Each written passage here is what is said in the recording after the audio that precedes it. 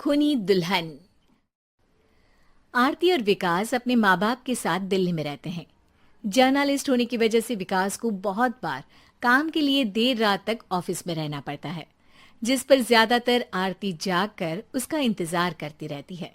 इसी तरह एक रात आरती विकास का इंतजार करते हुए घर की बालकनी में खड़ी होती है। इनकी जॉब तो जैसे मेरी सौतन बन गई है। मुझसे ज्यादा उसी के साथ टाइम स्पेंड करते हैं और हम यहाँ इंतजार करते हुए मर जाएं। अपने आप से ये सब बोलते हुए आरती की नजर मोहल्ले के कोने वाले घर पर पड़ती है, जिसकी लाइट्स ऑन देखकर वो हैरान रह जाती है। ये इस घर की लाइट्स कैसे ऑन हो सकती हैं? यहाँ तो सालों से कोई नहीं रहता। वो ये सोच ही रही होती है कि तभी उसे घर की खिड़की पर औरत की परछाई के साथ लाल चुन्नी दिखाई देती है, जिसे देख आरती डर से चिल्लाने लगती है। भूत! कोने वाले घर में भूत है! आरती की आवाज सुन उसके घर वालों के साथ मोहल्ले के लोग भी अपनी बालकनी में निकल आते हैं। अरे क्या हुआ? आधी रात में बावरों की तरह क्यों चिल्ला रही है? भूत! वहाँ भूत है! आरती की बात से सब उस घर की तरफ देखने लगते हैं, लेकिन वहाँ कुछ नहीं होता। भाभी जी, लगता है आपने सपना देखा होगा। मैं बालकनी में खड़ी होकर सोऊंगी क्या? बता रही हूँ, अपनी आंखों से देखा है। घर की लाइट्स ऑन थी और वहाँ किसी का साया भी था। अरे तुम अक्सर विकास भैया के इंतजार में देर रात तक जागती हो ना, क्या पता नींद पूरी नहीं होने की वजह से कोई भ्रम हुआ हो। मोहल्ले के सब लोग और आरती के सास ससुर उसे समझा ही रहे होते हैं कि अचानक उसी घर से किसी औरत के गाने की आवाज सुनाई देती है। आजा ओ मेरे प्रियतम आजा।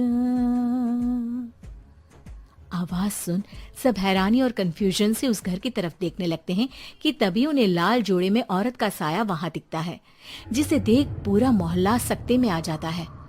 अरे ये तो कोई दुल्हन है। अरे नहीं नहीं, भूत नहीं है। अरे फिर तो पक्का तेरी दुल्हन है। अरे नहीं नहीं, वो तो मायके गई है।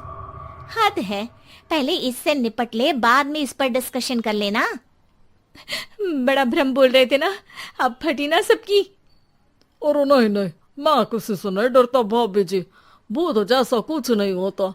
या तो इस घर के मालिक यहाँ आ गए हैं, या फिर किसी ने खाली घर देख कर कब्जा कर लिया है। हमें वहां जाकर देखना चाहिए। बात में लॉजिक मानकर सब बाहर इकट्ठा हो जाते हैं कि तभी विकास भी वहां पहुंच जाता है। क्या बात है? इतनी रात को पूरा मोहल्ला यहाँ कैसे? भूतिया दुल्हन की वजह से। क्या तुम्हारे अलावा भी कोई दुल्हन भूतिया हो सकती है? इस भूतनी का किस्सा निपटने दो, फिर तुम्हें अपनी भूतनी दिखाती हूँ। अब सारे लोग मिलकर विकास को पूरी बात बताते हैं, जिसे सुन वो भी उनके साथ जाने के लिए तैयार हो जाता है। जिसके बाद वो सब डरते हुए उस घर के सामने जाकर खड़े हो जाते हैं। तुम सब यहीं रुको, मैं अंदर जाता हूँ। अकेले जाओगे? अरे नहीं नहीं, आप सबकी नकली भूतनी भी तो होगी ना मेरे साथ। कैसा मजाक कर रहा है यार। रुक, मैं चलता हूँ साथ में। क्या मैं चलता हूँ? ये क्या गोवा घूमने जा रहे हैं जो मैं भी साथ चलता हूँ? कहीं नहीं जाओगे तुम, यहीं मेरे पास खड़े रहो। बहू, सिचुएशन समझो। हाँ, घर जाकर सुना लेना। हे भगवान, मम्मी तुम किसकी मम्मी हो? ओ, इन्हें सब कुछ अभी करना है क्या? नहीं, यहाँ पंचायत बिठा देते हैं आपके परिवार के लिए। इस पर मामला शांत करके अब वो लोग इधर उधर से घर के अंदर झांकने की कोशिश करते हैं।